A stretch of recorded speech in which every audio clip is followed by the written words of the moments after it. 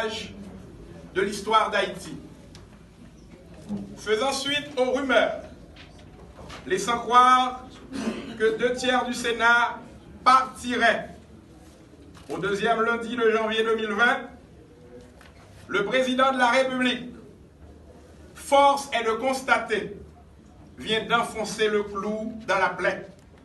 Après avoir lancé 2 tweets relatifs à la caducité du Parlement, ce en violation des prescrits de la Constitution et du décret électoral de 2015.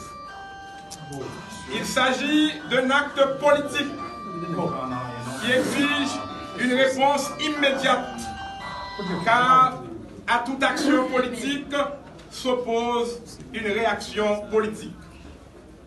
Le chef de l'État n'a aucune provision constitutionnelle ni légale pour prendre de telles mesures à l'encontre du Sénat de la République, qui reste debout avec 2/3 de ses membres et continue en conséquence de jouer son rôle de vigie.